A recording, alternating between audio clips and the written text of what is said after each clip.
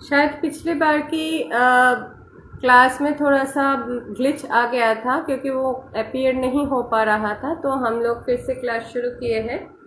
सबको आग्रह करूँगी कि क्लास दोबारा से ज्वाइन कर लीजिए। एक बार शायद एक बार आउट होके एक बार इन आना पड़ेगा। एनीवे तो आज की क्लास अब शुरू करते हैं। वैसे भी क्लास होने के बाद तो प्रोफाइल में पोस्टेड रहेगा तो सबको देखने को भी मिल जाएगा। तो हम लोग धारणा में थे। तो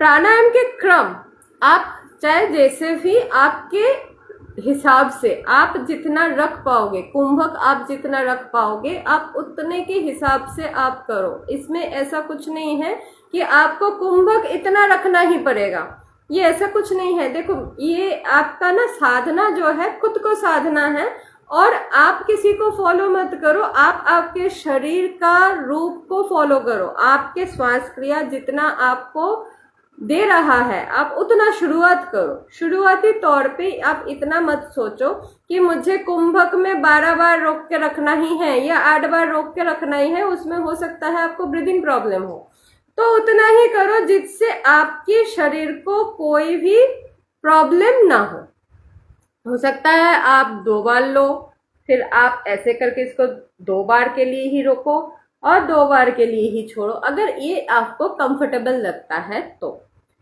जब आप साधना शुरू करोगे, जब आप बैठना शुरू करोगे, तो सर्वप्रथम आप अपने शरीर को जो सूट कर रहा है उसको देखो। जैसे बैठने में आपको आसानी होती है, कंफर्टेबली आप बैठ पाते हो, आप उस आसन को अपनाओ।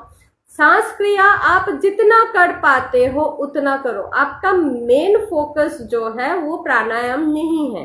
मेन क्या है ना, आपको खुद को स्थित करना है। मैंने ऐसे बहुत सारे जोगी भी देखे हैं वो प्राणायाम करते ही नहीं हैं।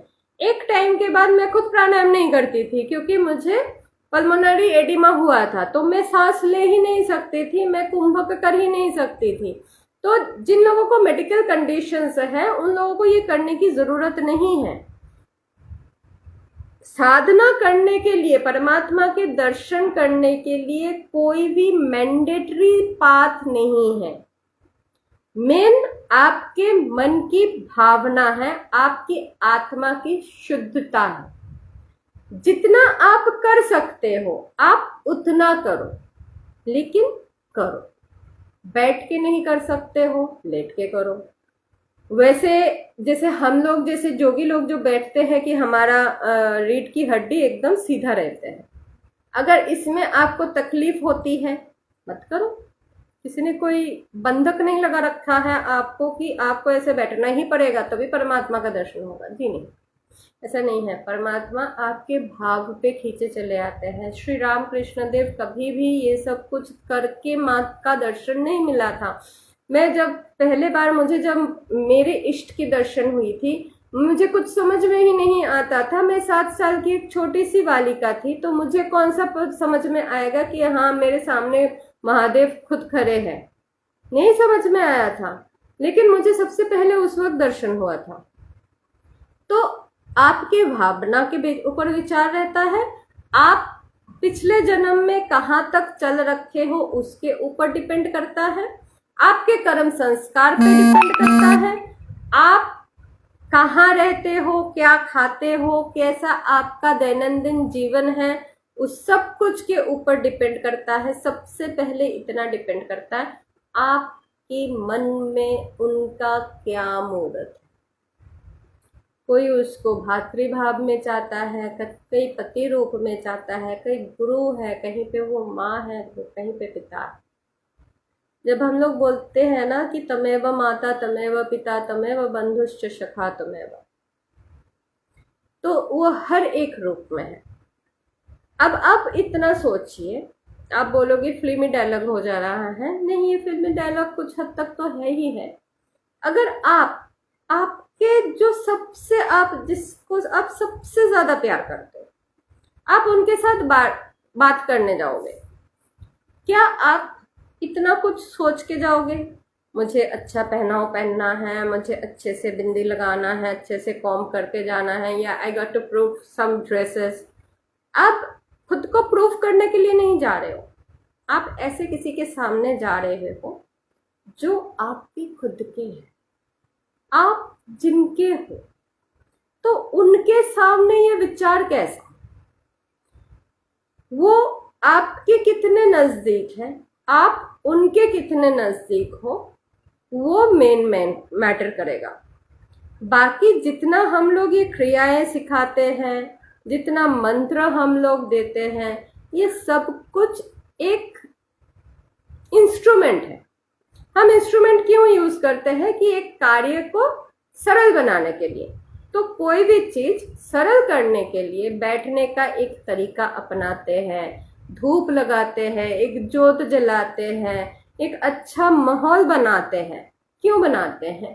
कि मेरा मन जो है वो शांत होके मेरे इष्ट के पास थोड़ा सा बैठे। कुछ लोगों को सबकी कोई जरूरत नहीं होता, वो हर वक्त अपने इष्ट के साथ बैठे हुए हैं। आज इतने साल के साधना के क्रम में चलते आ रही हूँ, आज जाके मैं ये बोल सकती हूँ कि हाँ, आप अभी जैसे मैं बैठी हुई हूँ, जो लोग मुझे वैसे भी जानते हैं और बात करते हैं, उन सबको पता है हमेशा ही मैं ऐसी बैठती हूँ। ये मेरे इष्ट और ये मेरे गुरुदेव हमेशा मेरे पीछे ऐसे ही रहते हैं। मेरे पास ये भी एक सवाल आया था, क्या गुरु को ऐसे ही पीछे रखना जरूरी है, या जहाँ पे आप बैठ रहे हो वहीं पे आप गुरु को भी स्थान दे रहे हो?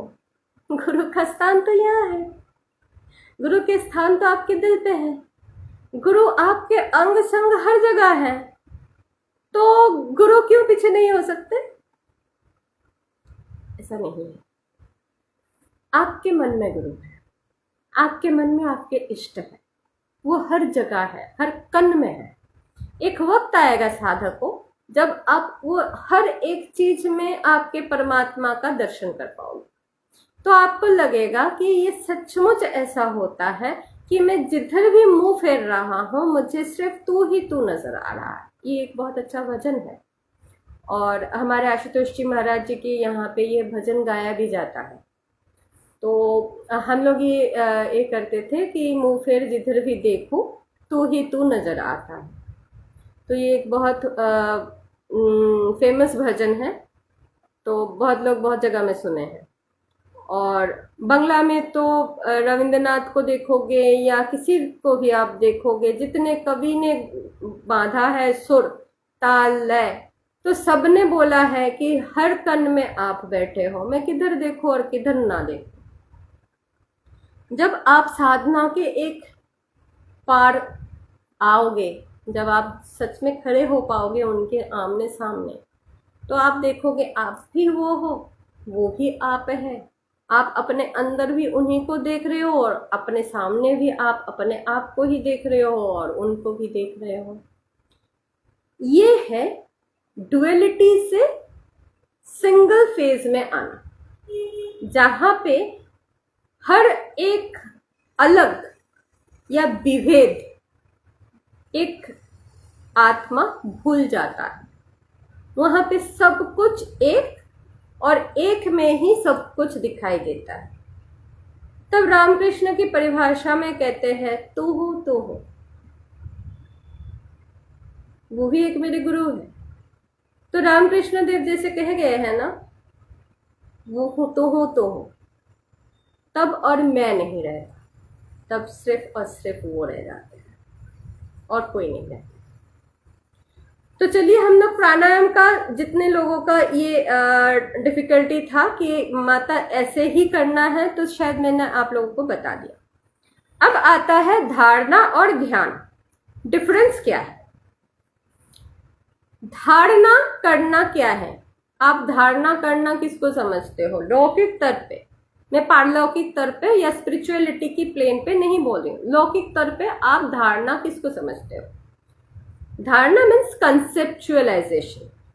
आप किसी भी एक चीज को कंसेप्ट के तौर पे देख रहे हो, तो कंसेप्ट के तौर पे आप जब देख रहे हो तो आप उसका धारणा कर रहे हो। अगर मैं आपको बोलूं ये चावल है, तो मैं आपको वो दिखा रही हूं, तो ये चावल है, इसका आपको एक बोध आ रहा है कि हाँ ये चावल है।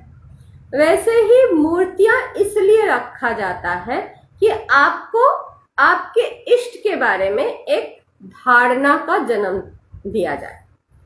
अब शिव के 5 ही मुख है या माता दुर्गा के 10 हाथ है, आप बोलोगे क्या ये किसी ने देखा है? हमारा सनातन, हमारा वैदिक धर्म जो है, ये मूलभूत तरीके से सिंबलाइजेशन पे डिपेंडेंट है। सिंबल्स है, ये सिंबॉलिक है। जैसे चक्र है, तो क्या चक्र आपके अंदर आप देख पाते हो? नहीं, आप चक्र को देख नहीं पा रहे हो, लेकिन वो सिंबॉलिक है, एक पॉइंट्स है। उस पॉइंट के बारे में आपको एक अनुभूति दिलाने के लिए, आपके अंदर एक कंसेप्ट क्रिएट करने के लिए उसको दिखाया गया है। अब आप बोलोगे क्या सच में कुंडलिनी तो तुम्हें ऐसा कुछ दिखता है? जी हाँ, दिखता है। ये रंग हर एक उस पॉइंट में आके आपको वैसे ही दिखेगा जैसे आपने पहले पढ़ाई किए हो। लेकिन मैं यहाँ पे सारे साधकों को एक छोटी सी इंफॉर्मेशन दूंगी। जो आप पढ़ रहे हो, ये कोई एग्जाम नहीं है, तो जो आप पढ़ रहे हो, वेद में पढ़ रहे हो, स्क्रिप्चर्स पे पढ़ रहे हो, रामायण महाभारत गीता में आप पढ़ रहे हो, या किसी महान संत के कोई लिखाई में पढ़ रहे हो, इवन चाहे मैं ही क्यों ना पोस्ट कर रही हूँ, आज के डेट में सब कुछ ग्लोबलाइजेशन के तौर पे सब कुछ इंटरनेट में है, चाहे आप किसी पोस्ट में ही पढ़ रहे हो, उसी को आप रटो मत। हर एक आत्मा का एक्सपीरियंस अलग होता है, हर एक सोल यूनिक है। यूनिकनेस क्या है कि आप और मैं थोड़े से भी अलग है।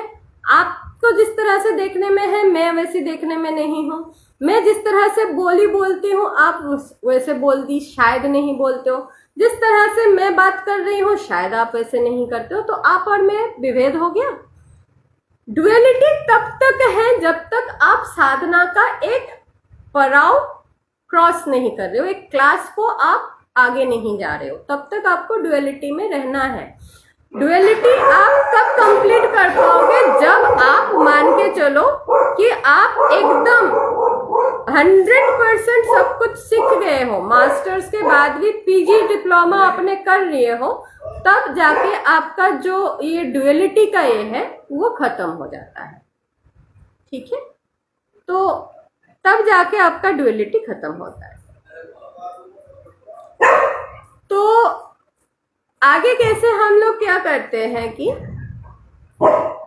हम लोगों का प्राणायाम शुरू होना था। ठीक है, तो प्राणायाम में हम लोग क्या करते हैं कि मैंने आपको जैसे समझाया था 12 मात्रा होता है। अब आप मात्रा को कैसे समझोगे? स्पिरिचुअलिटी में क्या है, हम लोग स्पिरिचुअलिटी हर एक चीज का आप लोग एक यूनिट समझते हो, यूनिट पकड़ते हो। जैसे टाइम का यूनिट क्या है? सेकेंड। एक सबसे छोटा होता है, एक सबसे बड़ा होता है। यहाँ पे यूनिट क्या है? क्रिया योग की साधना में सबसे स्मॉलेस्ट यूनिट जो है वो है एक मात्रा। वो मात्रा क्या है? आप अपने मुंह से चाहे एक अक्षर बोल रहे हो, हम ओम को मूल अक्षर मान रहे हैं यहाँ पे, क्योंकि प्रणव जो है वो शब्द ब्रह्म है, दैट्स अ फर्स्ट साउंड। तो फर्स्ट साउंड वाइब्रेशन क्योंकि प्रणव है, तो इसको हम लोग प्राणायाम में सबसे फर्स्ट यूनिट मान रहे हैं। तो यूनिट हम लोग क्योंकि एक यूनिट का प्राणायाम मान रहे हैं, तो हम लोग इसको यूनिट मानेंगे कि एक ओम को उच्चारण करने में।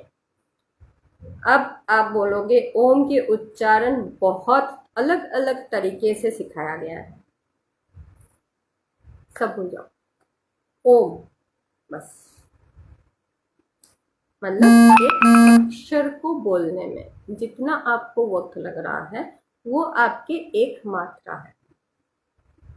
वो एक मात्रा है एक प्राणायाम का यूनिट। ऐसा 12 यूनिट। ओम ओम ओम ओम ओम ओम ओम ओम ओम ओम ओम ओम 12 यूनिट। अब मैं करके दिखा दिया। अब मेरे पास ये प्रश्न मत पूछना कैसे बोलते हैं। ये है आपके 12 यूनिट। अब जब आप प्राणायाम कर रहे हो, ऐसे कर रहे हो तो सांस ले रहे हो, ओम ओम ओम ओम, हो गया। कुंभक 8, ओम ओम ओम ओम ओम ओम ओम ओम। अब आप बोलोगे इसको हम काउंट कैसे करें। हमारा हाथ है, जब आप गुरु से मंत्र दीक्षा लेते हो, वो मंत्र जब सिखाते हैं, जो लोग ब्राह्मण हैं वो लोग संध्या करते हैं, जो लोग क्षत्रिय है वो भी कुछ लोग तो संध्या करते हैं। जब मंत्र जब सिखाया जाता है तो मंत्र हम लोग कैसे जपते हैं, यहाँ से कर मध्य मंत्र, दोनों कर के मध्य में जब हाथ रखते हैं, ये एक है। अब 2 विचार है, एक शैव है, एक तंत्र है।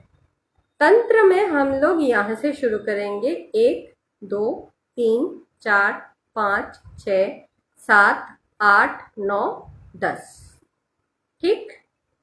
शिव में 1 2 3 4 5 6 7 8 9 10, हो गया।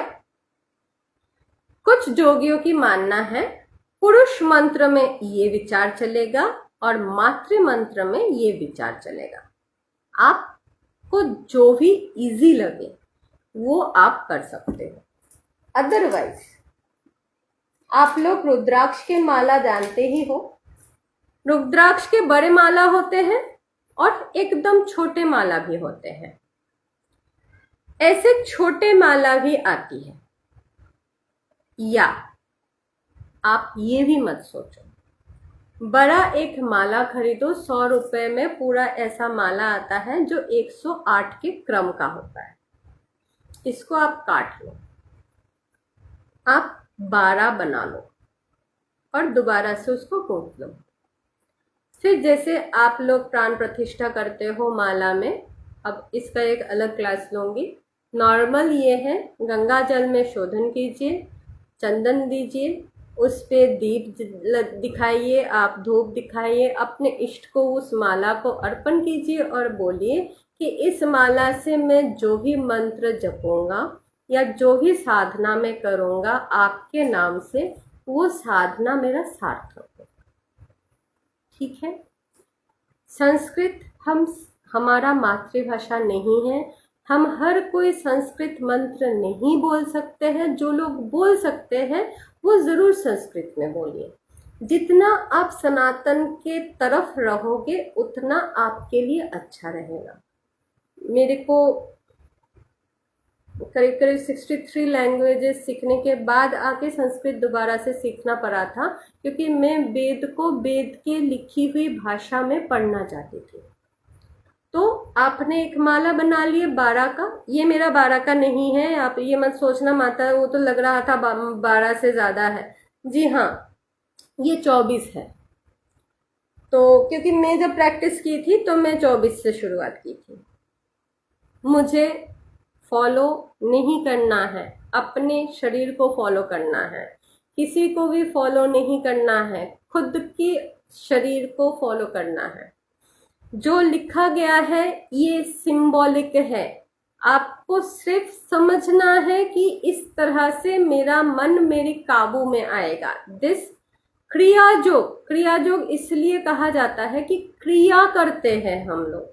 अब आपको इस तरह से समझना है तो इसको इस तरह से समझो कि जो योग में हम लोग कुछ एक्सरसाइजेस इससे करते हैं, कुछ क्रियाएं ऐसे करते हैं जिससे परमात्मा का दर्शन, मनन, श्रवण और समझ या अवलोकन आसानी से हो पाए, वो है क्रिया योग। तो आप इसको इस तरह से देखिए। तो 12 मात्रा का एक प्राणायाम हुआ, मात्रा यानी कि ओम। अब 12 प्राणायाम का एक धारणा बनेगा।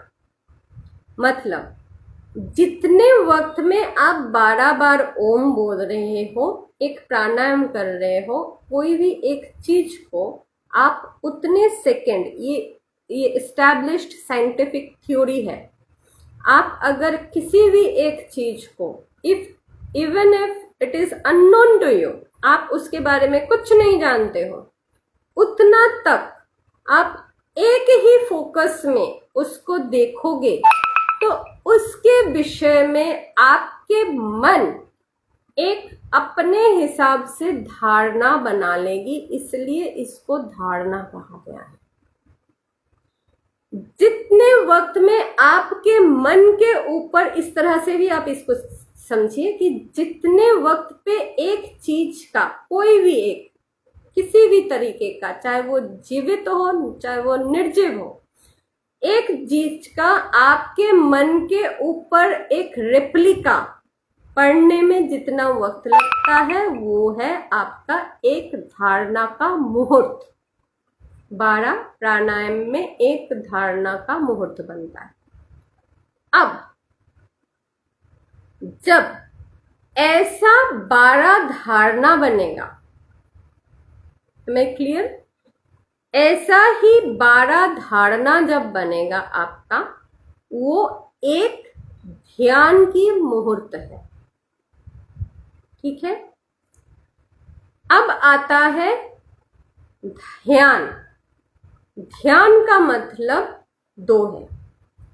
एक, क्योंकि मन का 2 प्लेन्स है, एक है हमारा सबकॉन्शियस माइंड या जागृत मन, दूसरा है जो सदा जागृत मन है या सुपर कॉन्शियस माइंड। तो जो सुपर कॉन्शियस माइंड है वो ध्यान करता है।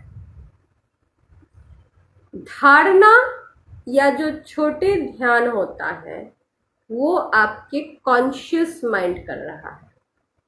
ठीक है? यानी कि जागृत मन कर रहा है।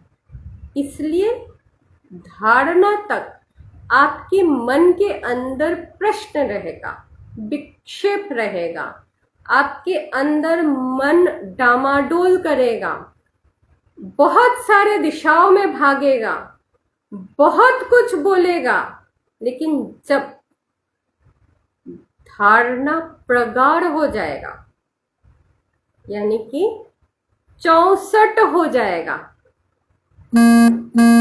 हम लोग 64 को लास्ट यूनिट पकड़ते हैं।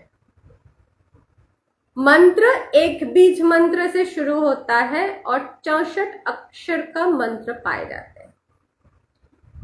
प्राणायाम एक श्वास से लेके 64 श्वास तक का प्राणायाम होता है। ऐसे ही रेचक कुंभक पूरक की ही प्राणायाम का सर्कल है, लेकिन कुछ कुछ ध्यानी इनको 64 की अवधि तक लेके जा पाते हैं। कोई बड़ा मुश्किल काम नहीं है। 1 साल की अगर आप कठोर प्रैक्टिस करोगे तो हो जाता है, मुझे भी हो गया था। अब 12 प्राणायाम से एक धारणा, 12 धारणा से एक ध्यान, लेकिन 64 ध्यान से एक प्रगाढ़ ध्यान मुहूर्त होता है। देखो, पहले बच्चे थे तो ABCD से काम हो गया था, उतना ही लिखते थे, उतना ही बोलते थे, आ का खा हो गया, बस हो गया। अब आप मास्टर्स करोगे तो थोड़ी ABCD से होगा, नहीं होगा ना। तो धारणा के बाद ध्यान जो है, इस लेवल को अगर आप समझना चाहोगे तो इसको इस तरह से समझो कि धारणा की अवस्था जो है वो आपके ग्रेजुएशन लेवल है, ध्यान की अवस्था जो है वो आपके पोस्ट PhD है। जी हाँ, पोस्ट PhD। तो आपको अंतर समझ में आ गया। मैं एक आपको जस्ट अंतर समझाने के लिए एक आपको एग्जाम्पल दिया है। अब मन के पीछे क्या होता है? जब आपके ध्यान करना शुरू होता है तो प्रत्याहार शुरू होती है।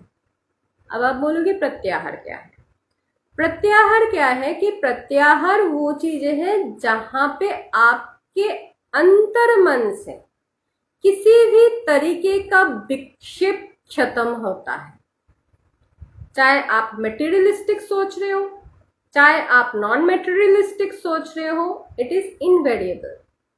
आपके अंदर, हम इतना बोल सकते हैं, आप इसको इस तरह से भी ले सकते हो कि आपके अंदर से स्पिरिचुअलिटी का जन्म हो रहा है। रिलीजियन नहीं, spirituality. There is again a difference. धर्म और आपके धर्म दो अंतर है। हम हिंदू धर्म में हैं, मुसलमान धर्म में हैं, ईसाई धर्म में हैं। देयर आर ऐसे 42 तरह का अलग अलग धर्म है। सिख है, बौद्ध है, जैन है। ये हमारे देश का है। बाहर जाओगे तो कुछ और भी है, थोड़ा और घूमोगे तो थोड़ा सा और कुछ भी है। तो वहां से बाहर आके अब सनातन वैदिक तौर पे आ रहे हैं। क्यों इसको सनातन कहते हैं, मैं पिछली क्लास में भी बोली थी, इस क्लास में मैं रिपीट नहीं करूँगी क्योंकि फिर आगे चल नहीं पाते हैं हम लोग। प्रत्याहार हम लोग जब शुरू करते हैं तब हमारे एक्चुअल धर्म शुरू होता है। धर्म क्या है? ध्यान, प्रत्याहार, धारणा और योग। ये 5 आपका प्राणायाम, ध्यान, धारणा, प्रत्याहार करने के बाद योग अवस्था में पहुंचते हैं। तो ये 5 है एक्चुअल सनातन धर्म। और इस 5 को हम नेचर के जो 5 एलिमेंट्स हैं उसके साथ सादृश्य देते हैं। सिमिलरिटी आता है। जब आप प्रत्याहार करते हो तो again we go back to the first step. जी हाँ, यम शुरू होता है। अब आप यम मन के स्तर पे कर रहे हो। पहले तो आप शारीरिक स्तर पे किए कि आप क्लीनलीनेस अपनाएं, सत्य वचन अपनाएं, ये किए वो किया, आपको अष्ट जो यम है।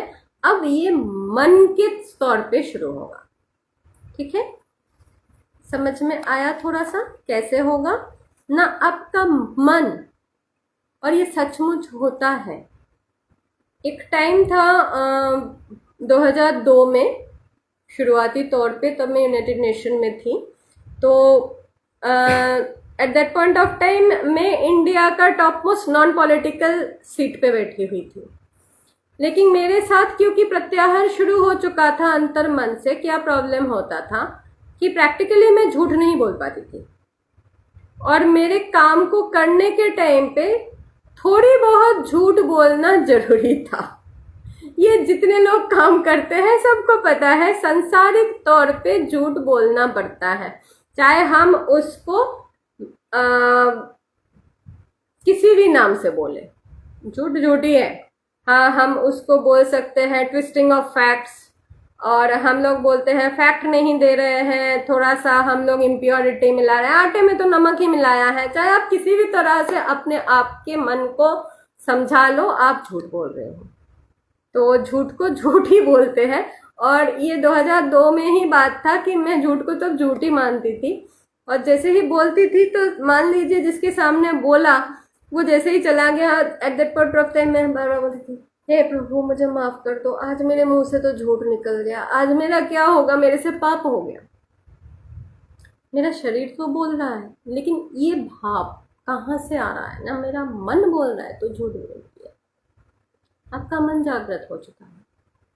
आपका मन उस वक्त यम की क्लास कर रहा है, एक्सरसाइज कर रहा है, यम को निभा रहा है। देखो, धर्म को मानना एक बात है, धर्म को अपने चरित्र में उतारना एक बात है।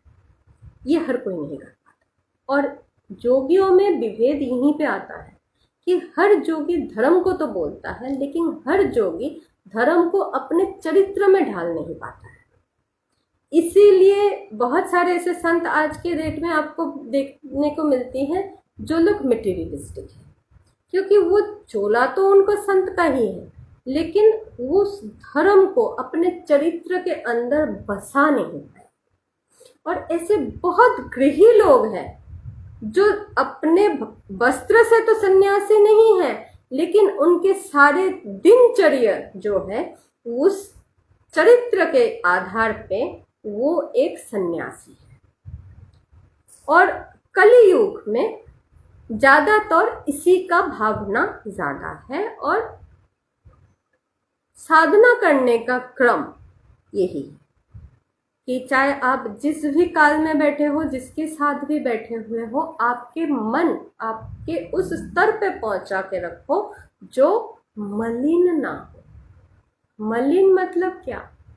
आप पाप नहीं कर रहे हो, आप झूठ नहीं बोल रहे हो, आप किसी को दुख नहीं दे रहे हो, आप किसी को आघात इस लेवल पे नहीं कर रहे हो कि उसका प्राण जा रहा है, या उसका कोई नुकसान ऐसा नहीं कर रहे हो, चाहे कोई भी जीवात्मा है, तब वो आपके मानसिक स्तर पे भी आपका यही स्थिति है। आप कर नहीं पाओगे, आप चाहोगे तो भी कर नहीं पाओगे।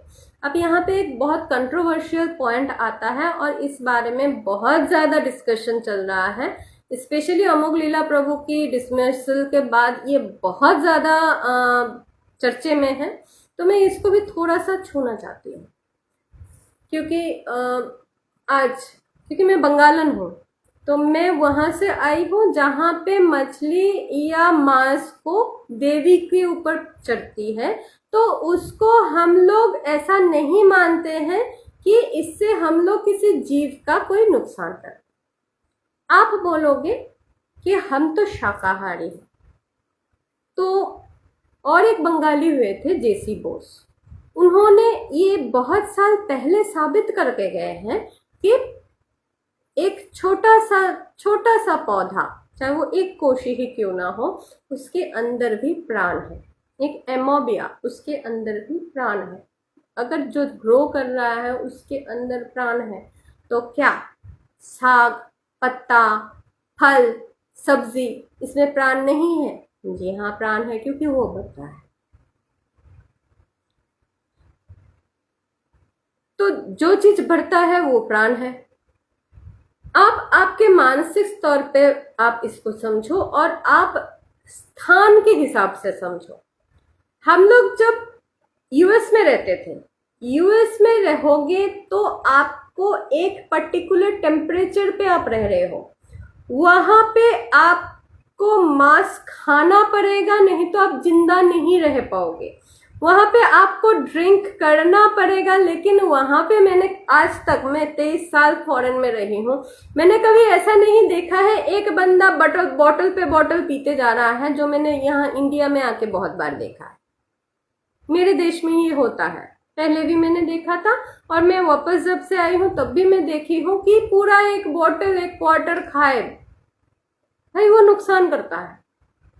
लेकिन वहीं पे अगर आप अल्कोहल 30, मैं एक डॉक्टर भी हूँ और मैं इस हिसाब से आपको बोल सकती हूँ, एक उम्र के बाद अगर आप हफ्ते में 30 ml अल्कोहल ले रहे हो, वो आपके अंदर कोलेस्ट्रॉल जमा होने नहीं देगा, वो आपके शरीर के लिए अच्छा है। जो लोग पहाड़ में रहते हैं उनके पेट में सिलिकॉन एंड कैल्शियम डिपॉजिट बनता है, इससे आप उन लोगों को गॉल ब्लैडर में और किडनी में स्टोन की समस्या होती है। स्किन में बहुत ज्यादा समस्या आती है कि किसी के स्किन में सफेदी एक्जिमा होता है, किसी का ड्राई एक्जिमा होता है। एक्जिमा का प्रॉब्लम बहुत है। सेम आप अल्कोहल को 1 चम्मच, पूरा 1 बकेट 20 लीटर की पानी में 1 चम्मच मिला के और हफ्ते में या 15 दिन में एक बार नहा लो। आप किसी भी चीज का किस तरह से उपयोग कर रहे हो डिपेंड करता है उसका आपके मानसिक स्तर पे क्या विकार उत्पन्न कर रहा है। अगर एक आदमी ऐसा है जो मांस भी खाता है और उसके अंदर कोई मानसिक ऐसा विकार नहीं है, वो यम का और नियम का संपूर्ण तरीके से पालन कर रहा है, तो वो साधक उतना ही इंपॉर्टेंट है, उतना ही काबिल है जो एक संपूर्ण तरीके से वेजिटेरियन रह के जी रहा है। शायद वो जहां पे रहता है वहां पे सिर्फ ये ही मिलता है। इस पूरी विश्व में ऐसे बहुत सारे जगह है जहां पे सब्जी उगती ही नहीं है। वहां पे क्या खाओगे? वहां पे नॉर्मल लोगों के पास सब्जी नहीं है, वो उगा नहीं पाते हैं, या तो वो बहुत कॉस्टली आता है। क्या खाओगे? मैं जहां पे रहती हूँ, मैं उत्तराखंड वासी हूँ और काफी दिन से मैं उत्तराखंड में हूँ। ऐसा नहीं है, शायद अभी कांस्टेंट तरीके से मैं शायद ये मेरा 6ठा साल चल रहा है, मैं उत्तराखंड में ही हूँ। पहले हम हल्द्वानी रहते थे, उसके बाद हरिद्वार आए, फिर ऋषिकेश आए।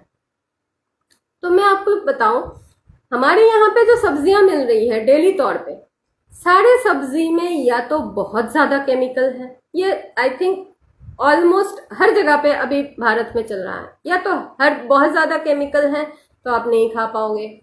बहुत ज्यादा इंजेक्शंस दिया जा रहा है सब्जियों में कि उसकी लेंथ एंड ब्रेथ को बढ़ाने के लिए, तो आप नहीं खा पाओगे। आप लौकी काटो, आप देखोगे उसके अंदर एक पर्टिकुलर जगह बहुत ज्यादा हार्ड हो रखा है और वो जगह खराब होने लगा है। अब एक थोड़ा सा मोटा, थोड़ा सा बड़ा एक लौकी काट के मतलब बाजार से खरीद के लाओ, आप ये देखो। हर कोई मेरी तरह पागल नहीं है। हम लोग अपने जो सब्जी है अपने छत पे उगाते हैं। हर कोई मेरी तरह पागल नहीं है, क्योंकि जैसे मेरे पास अपना घर नहीं है, मैं रेंट में रहती हूँ, तो हर जगह में रेंट में जाने से जो मकान मालिक है, हो सकता है वो एक्सेप्ट ना करे। वो बोलेगा मेरे घर में आप सब्जी नहीं उगाओगे, वो बोलेगा कि आप यहाँ पे इतने पौधे नहीं रखोगे, तो आप क्या करोगे? नहीं खाओगे, आपको तो वही खाना पड़ेगा। तो आप वही खाओगे ना, दाल खाओगे। ऑल्टरनेटिव क्या है? आप दाल खाओगे, आप पनीर खाओगे।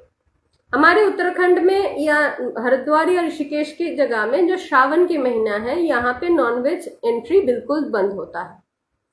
तो यहाँ पे कोई लोग वो चाहे तो भी नहीं खा सकते। अब कभी कभी डॉक्टर्स बोल देते हैं कि भाई आपको खाना ही पड़ेगा, जिंदा रहना है, तो क्या करोगे? मानसिक स्थिति को देखो, मन के भाव को देखो। एक पंजाबी फैमिली, वो नॉनवेज उसी तरह से खाता है जैसे हम लोग दाल खाते हैं। हम लोग साग की सब्जी उतने ही चाव से खाते हैं, वो लोग नॉनवेज उस चाव से खा रहे हैं। मैं ये नहीं बोल रही हूँ कि नॉनवेज खाना अच्छा है, वेज खाना बुरा है, या वेज खाना अच्छा है, नॉनवेज खाना बुरा है।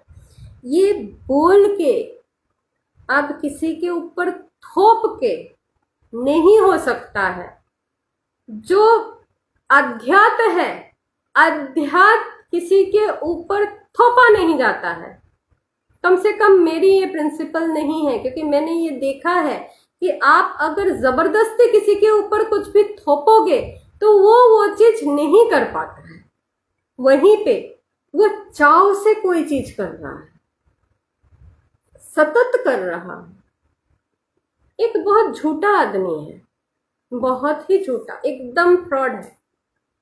आप उसको जबरदस्ती बोलो, उसको जेल भेजो, चाहे कुछ भी करो, वो फ्रॉड से नहीं बाहर आ सकता। लेकिन अगर कोई भी ऐसा गुरु मिलता है, कोई ऐसा महर्षि सामने आगे आ जाते हैं, या कोई एक छोटा बच्चा उसको कुछ ऐसा बोल दे जो उसके मन के अंदर के तार को छू जाए, वो वही बंदा वाल्मीकि बन सकता है। बहुत लोग बने हैं, बहुत लोग। तो पहले जब लोग बने हैं, आज के दिन में भी लोग बनते हैं।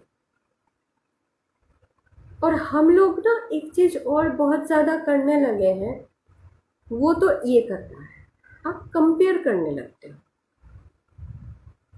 धर्म में कंपैरिजन नहीं होता है, अध्यात्म कंपेयर करने की चीज नहीं है।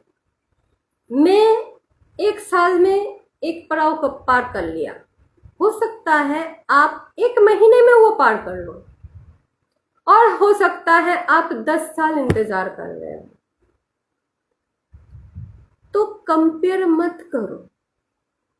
जिंदगी में भी खुशी रहने का ये एक कुंजी है। आप जहां पे भी देखोगे डिप्रेशन आ रहा है, वो डिप्रेशन क्यों आता है? आप अपने आप को या कोई और आपको जज करता है, कहता है आप उससे ज्यादा हो या आप उससे कम हो, और वो चीज को लेके आप मन में ठान के बैठ जाते हो, उसने तो मुझे ऐसा बोल दिया। साधना का मतलब है ये आपके ऊपर ये उसका प्रभाव जो है ना वो कम होते जाएगा, ये साधना है।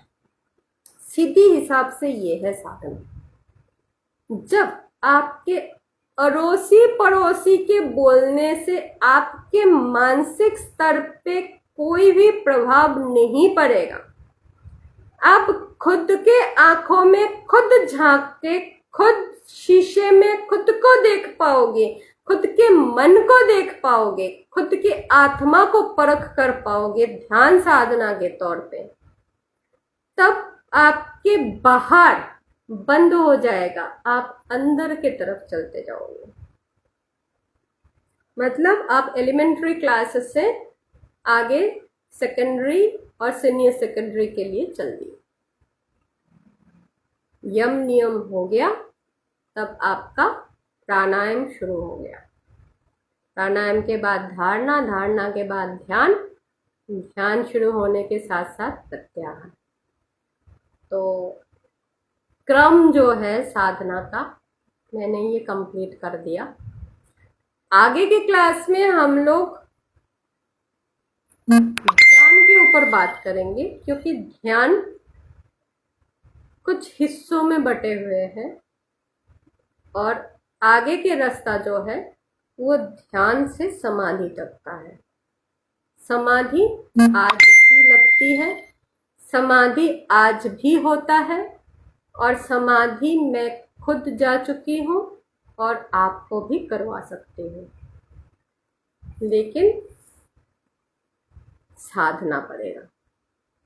तो आप सब लोग साधते रहिए, और अगर कोई भी प्रश्न होता है, जैसे आप लोग सब मेरे से डीएम में पूरा प्रश्न का लिस्ट भेज देते हो, तो ज़रूर आप भेजते रहिए। मैं या तो उसको क्लास में समझा दूंगी या तो आपको इंडिविजुअली समझा दूंगी। मेरे से जितना मेरे प्रभु ने करवाया है उतना तक तो मैं आपको करवा ही दूंगी। सबको मेरे प्रणाम और सबके लिए मेरी शुभकामनाएं। आज इसी के साथ ये क्लास मैं समाप्त करती हूँ। आप सबके साथ अगले क्लास में मिलते हैं। प्रणाम।